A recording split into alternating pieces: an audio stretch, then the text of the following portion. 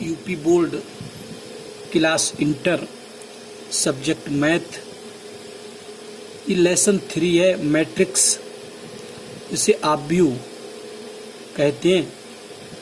तो आज इस लेसन के बारे में मैं आपको कुछ बेसिक जानकारी दूंगा, जैसे आव्यूह की परिभाषा क्या है, आव्यूह की आवश्यकता क्यों पड़ी, आव्यूह के तत्व क्या हैं, आव्यूह को डिनोट कैसे करते हैं। तो इन सब चीज़ों की बेसिक जानकारी होना बहुत आवश्यक है। तो इस पाठ में जो भी ये बेसिक जानकारी दी जा रही है, इसे सभी बच्चे ध्यान से देखें, क्योंकि इसका अगले एक्सरसाइजों में बहुत ही महत्व है। अगर इन चीज़ों को आप नहीं समझोगे तो आपको एक्सरसाइज के क्वेश्चन करने में भी दिक्कत होगी। तो इस चैप्टर को समझाने के लिए जैसे सबसे पहले मैं इसकी बेसिक जानकारी के लिए, जैसे हमारे पास 12 छात्र हैं,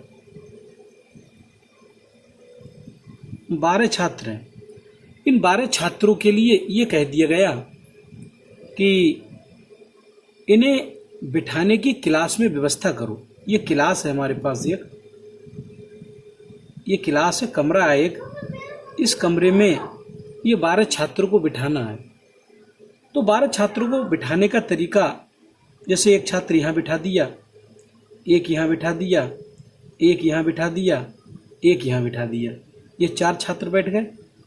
फिर यहाँ ऐसे बिठा दिए छात्र और फिर यहाँ बिठा दिए। तो हमारे पास ये जो 12 छात्र थे, ये आयताकार रूप में हमने व्यवस्थित कर दिए, 4 और 4 8, 4 12। अब अध्यापक महोदय मान लो यहाँ पढ़ा रहे हैं, तो ये पहली पंक्ति के छात्र हैं, ये दूसरी पंक्ति के छात्र हैं, ये तीसरी पंक्ति के छात्र हैं। तो ये पहली पंक्ति है छात्रों की। पंक्ति के लिए इंग्लिश में रो कहते हैं, रो माने पंक्ति, और ये पहली पंक्ति 1 से लिख दे रहा हूँ, R1। तो ये R1 पंक्ति है। ये दूसरी पंक्ति है तो इसे R2 लिखे दे रहे हैं। ये तीसरी पंक्ति है तो इसे R3 लिखे दे रहे हैं। तो इसमें 3 तो पंक्तियां बनवा दी हमने। अब कालम, ये कालम है ऐसे वाले। कालम का नाम सुना होगा, जिसे कहते हैं हम मकान बनवाएंगे कालम लगवा कर। तो कालम क्या होता है, कालम खड़े होते हैं ऐसे, मकान में ऐसे खड़े होते हैं कालम। तो ये खड़े हैं ना, ये पड़ी हुई पंक्तियां कहलाती हैं, और जो खड़े हैं ये कालम कहलाते हैं। तो ये पहला कालम है C1, ये पहला कालम। ये दूसरा कालम है, इसे C2 कह देंगे। ये तीसरा कालम है तो C3 कह देंगे, C फॉर कालम। ये अगला चौथा कालम है। तो इसमें 4 कालम है, 1 2 3 4, 4 तो कालम हो गए और पंक्तियां 3 हो गई, 1 2 3। तो सबसे पहले पंक्तियां, उसके बाद कालम। तो इसमें पंक्तियां तो 3 है और कालम 4 है। तो ये जो बच्चे बैठे हुए हैं आयताकार सारणी में, इसका जो क्रम है वो 3/4 का क्रम है। 3/4 की फॉर्म में बैठे हुए हैं, ये 3 पंक्तियों में बैठे हुए हैं और 4 कालमों में बैठे हुए हैं, जैसा कि इसमें है। तो इन 12 छात्रों को हमने बिठा दिया इसमें। ये आवश्यक नहीं था कि हम ऐसे ही बिठाते, हम इन्हें दूसरे तरीके से भी बिठा सकते थे। जैसे बिठाएंगे आयताकार सारणी के रूप में। आयताकार का मतलब, आयत की विशेषता होती है कि जितनी लंबाई होती है तो उस साइड की, दूसरे साइड की भी लंबाई उतनी होती है। अगर इस साइड में 4 सदस्य बैठे हुए हैं तो इस साइड में 4 सदस्य बैठेंगे। अगर इस साइड में 3 सदस्य बैठे हुए हैं तो इस साइड में भी 3 सदस्य बैठेंगे। मतलब आमने सामने की जो है सदस्य हैं वो बराबर हैं इसमें। तो इसका मतलब ये जो सारणी है वो आयताकार सारणी है। अब मैं बिठाने का दूसरा क्रम बता रहा हूँ। जैसे मैंने यहाँ 1 2 3 4 5 6 बिठा दिए, और यहाँ 1 2 3 4 5 6, तो बिठा दिए 6 और 6 12 बैठ गए हमारे। लेकिन इसका क्रम क्या हुआ सुनो, पंक्तियाँ, पहली पंक्ति दूसरी पंक्ति। तो ये R1 पहली पंक्ति है। यहाँ क्लास अध्यापक पढ़ा रहे हैं तो उन्होंने देखा कि पहली पंक्ति में बच्चे बैठे हुए हैं, तो पहली पंक्ति में कितने हैं, ये सामने बैठे हुए हैं दूसरी पंक्ति में, तो ये पहली पंक्ति, ये दूसरी पंक्ति, इसे R2 लिख देंगे। अब कॉलम इसका, ये पहला कॉलम C1, दूसरा कॉलम C2, तीसरा कॉलम C3, चौथा कॉलम C4, ये पांचवा कॉलम C5 और ये C6 छठा कॉलम। तो इसमें पंक्तियां तो दो हैं, दो तो पंक्तियां, पहले पंक्तियां लिखेंगे, फिर कॉलम, कॉलम कितने, कॉलम 6। तो इसमें जो बच्चे बैठे हैं ये भी आयताकार सारणी के रूप में बैठे हैं, क्योंकि इसमें इधर 6 हैं तो इधर भी 6 हैं, इस साइड से 2 हैं तो इस साइड से 2 हैं, तो इसकी लंबाइयां बराबर और चौड़ाइयां भी बराबर है। तो इसका मतलब ये भी आयताकार सारणी के रूप में बैठे हैं, लेकिन इसका ऑर्डर 2/6 का है, 12, 6 दूनी 12, 12 ही छात्र इसमें बैठे हुए हैं, 12 ही छात्र। तो ये छात्रों का बैठने का क्रम है। तो इसमें यहाँ तो 12 छात्र हैं, छात्र ज़्यादा भी हो सकते थे, जैसे 50 छात्र होते या 100 छात्र होते तो उन्हें भी हम बिठा सकते थे। तो इसमें जो पंक्तियाँ हैं हमारी, 2 पंक्तियाँ हैं, पंक्तियों को हम M से लिखा करेंगे, M से, और जो कॉलम है उसको N से लिखा करेंगे।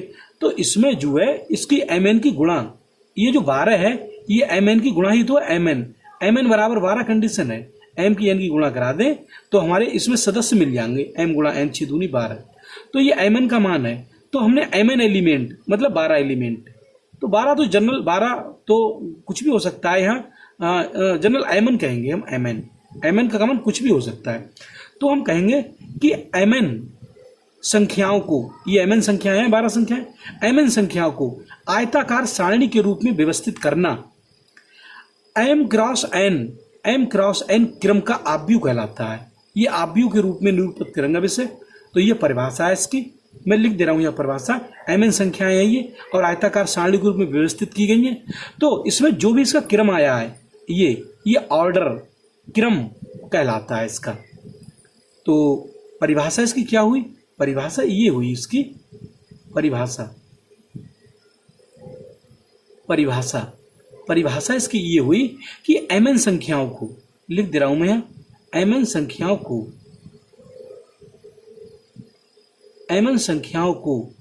आयताकार सारणी के रूप में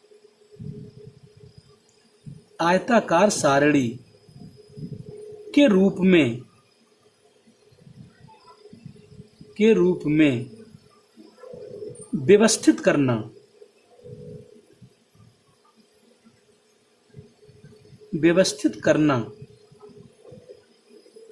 M क्रॉस N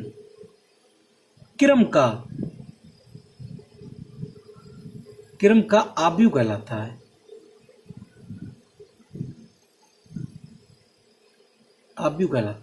तो ये आव्यूह की परिभाषा हुई, रटने का काम नहीं है, परिभाषा यहीं से निकल के आई। MN संख्याएं थी, हमने आयताकार सारणी के रूप में व्यवस्थित कर दी, तो ये जो व्यवस्था कहलाती है वो आव्यूह कहलाता है। क्रम होता है इसका M क्रॉस N, जैसे ये इसका क्रम क्या है 2 क्रॉस 6, इसका क्रम 3 क्रॉस 4, तो ये क्रम कहलाएगा आपका। कभी कभार क्रम लिखने के लिए आ जाता है, अगर हमें क्रम पता है तो हम किसी भी आव्यूह के तत्व भी निकाल सकते हैं। जैसे यहाँ MN का मान 2 6 है, तो हमें गिनने की जरूरत नहीं है, हमने गुणा कर दी MN, ऐसे 2 6 12, तो 12 तत्व निकल गए। तो इस तरीके से हम तत्व निकाल सकते हैं। अब ये लिखते कैसे हैं, किसी भी आव्यूह को अंग्रेजी के बड़े अक्षर जैसे कैपिटल A या कैपिटल B या कैपिटल C, जो भी आपकी इच्छा कर रही उससे लिखो, और इसे लिखते हैं तत्वों को तो एक बड़ी ब्रैकेट के अंदर लिखते हैं, ऐसी बड़ी ब्रैकेट, ये बड़ी ब्रैकेट लगी हुई है। जैसे मैं इसी के तत्व लिख रहा हूँ, ये वाले तत्व लिख रहा हूँ, ये वाले तत्व, ये लिख रहा हूँ। ये पहला तत्व था, यहाँ पर पहला छात्र बैठा हुआ था, ये दूसरा छात्र बैठा हुआ है, ये तीसरा छात्र बैठा हुआ है, ये चौथा छात्र बैठा हुआ है, फिर यहाँ पर एक छात्र बैठा हुआ है, यहाँ पर भी छात्र बैठा हुआ है, एक छात्र यहाँ बैठा हुआ है, एक छात्र यहाँ बैठा हुआ है, फिर यहाँ एक छात्र बैठा हुआ है, यहाँ एक छात्र बैठा हुआ है, यहाँ और यहाँ। तो ये छात्र ऐसे ही तो बैठे हुए हैं ऊपर, ये छात्र ऐसे ही बैठे हुए हैं। अब मैं इन छात्रों का नाम दूंगा, जैसे ये छात्र है, इसका क्या नाम होगा, इसका क्या नाम होगा, ये नाम भी तो होंगे, अलग अलग नाम के बैठे होंगे, एक नाम के थोड़े होंगे। तो यहाँ से अलग अलग नाम के ये बैठे हुए हैं। अब जैसे ये वाला आपका छात्र है, इसका नाम दे दे रहा हूँ, ये पहली पंक्ति में है ना, पहली पंक्ति में पहले कॉलम में है, तो मान लीजिए इसका कोई ए नाम है, ए नाम एलिमेंटों को स्मॉल अक्षरों से लिखते हैं, छोटे वाले अक्षरों से ए। तो ये पहली रो का है, पहले कॉलम का है, इसका नाम दे देंगे ए बन, ए बन एलिमेंट कहलाएगा ये। इसकी बात करेंगे तो पहली रो में है ये ए बन, पहली रो में, लेकिन कॉलम 1 2 दूसरे कॉलम में आ गया तो इसका नाम बदल गया, देखो ए बन 2 हो गया, ये इसका नाम दे देंगे तो ए बन 3 हो जाएगा, पहली रो में है और 1 2 तीसरे कॉलम का एलिमेंट है।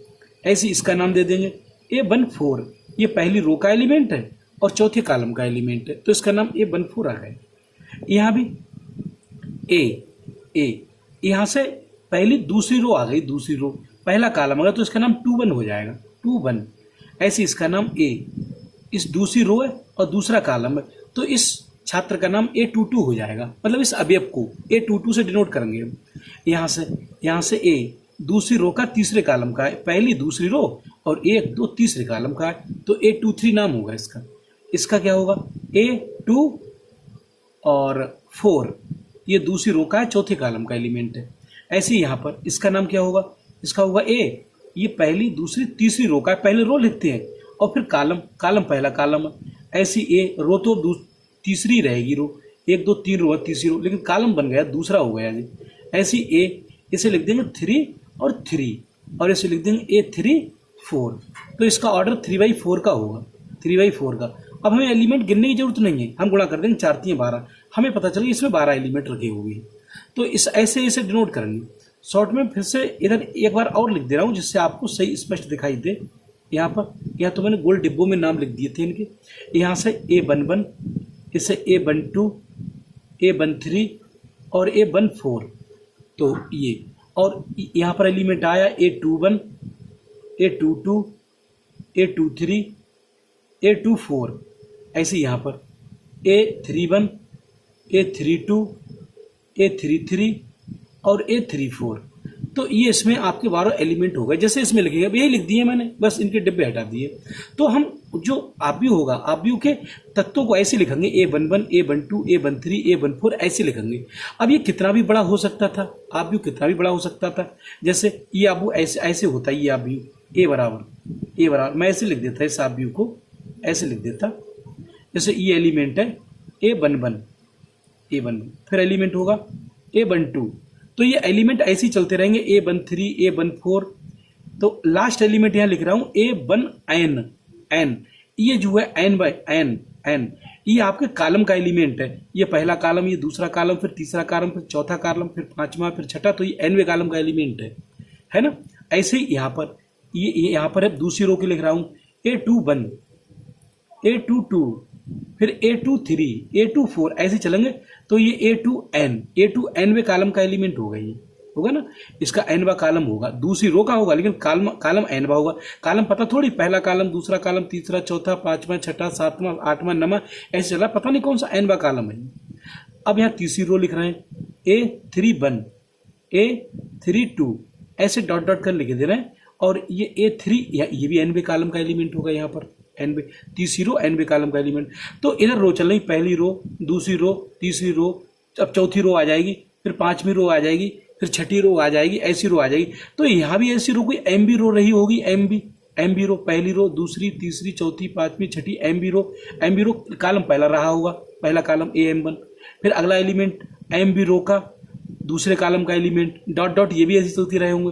और यहाँ पर ये रो तो MB रही होगी, MB, और कॉलम nवा आ गया, nवा कॉलम। तो हम एक बहुत बड़े मैट्रिक्स को, जिसमें पता ही नहीं है हमें कि कितनी रो है, कितने कॉलम, अब हमें पता है इसमें m रो है और n कॉलम है, तो इस इतने बड़े आव्यूह का जो ऑर्डर होगा, ऑर्डर वो कितना होगा, वो होगा m क्रॉस n। तो ये m क्रॉस n क्रम का आव्यूह है, बहुत बड़ा आव्यूह है। m n का मान कोई पता थोड़ी है, यहाँ तो m का मान पता था हमारे लिए, यहाँ m का मान 2 था, n का मान 6 था, तो पता था। यहाँ तो m का मान पता ही नहीं है कितना है, तो m कितना भी हो सकता है, ये भी हो सकता था 2/6 का, m का मान 2 होता और n का मान 6 होता, तो यही होता, यही वाला मैट्रिक्स होता।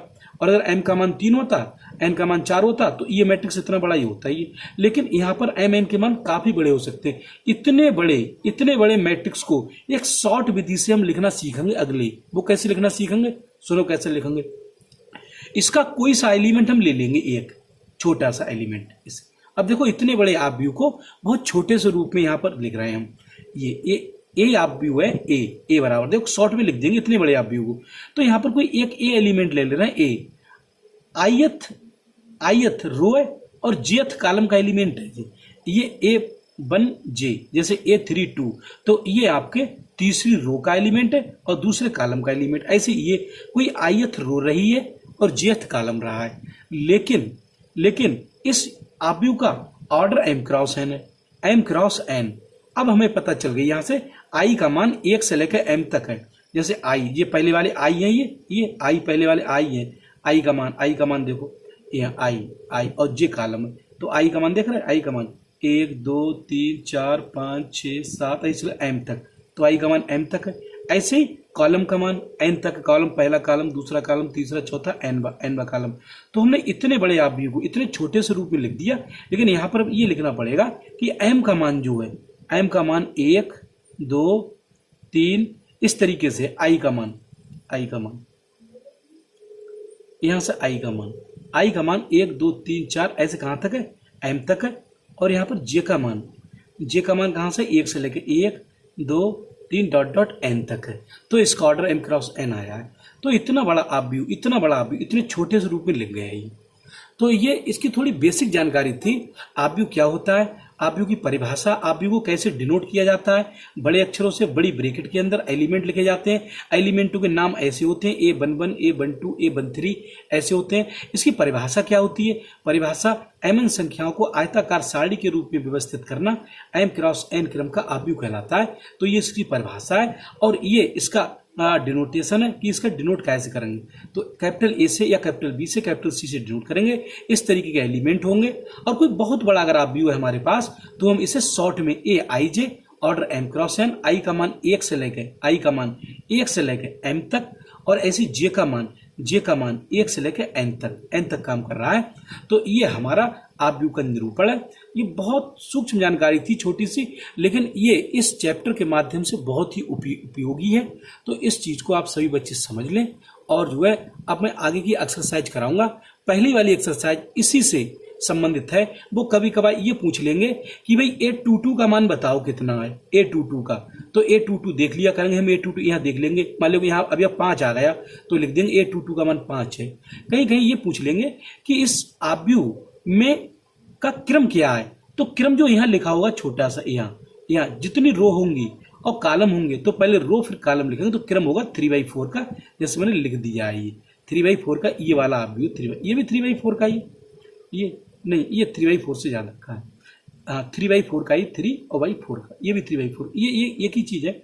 ऐसे इसका ऑर्डर क्या है, तो इसका ऑर्डर m क्रॉस n है। कभी कभार ये पूछ लेंगे क्वेश्चन में कि बताओ कि इसमें तत्व कितने रखे हुए हैं। तो तत्व हमें गिनने की आवश्यकता नहीं है। तत्वों को निकालने के लिए हम उसका जो क्रम होगा उसकी गुणा करा देंगे, 4 3 12। हमारे लिए पता चल गई कि ये जो है इसमें 12 तत्व रखे हुए।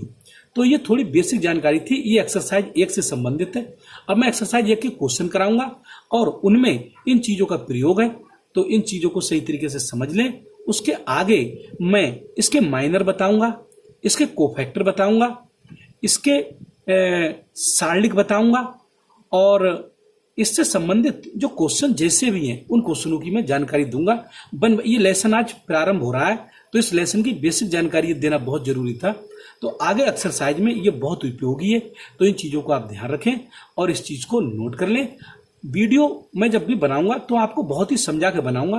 पूरी वीडियो देखना बहुत जरूरी है। जब भी आप वीडियो देखें तो पूरी वीडियो देखें।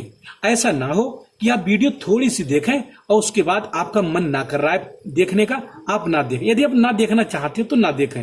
वीडियो आपको अच्छी लग रही है, लग रहा है हाँ इसमें कोई चीज सही तरीके से समझाई गई है, तो वीडियो को लाइक करें, उसे शेयर करें और चैनल को सब्सक्राइब भी कर लें। तो ये वीडियो आपके लिए बहुत उपयोगी है, इसे ध्यान दें। अगले मैं इससे संबंधित एक्सरसाइज के क्वेश्चन निकलवाऊंगा और वो भी अगली वीडियो में डाल दूंगा। आज की वीडियो में इतना ही। धन्यवाद।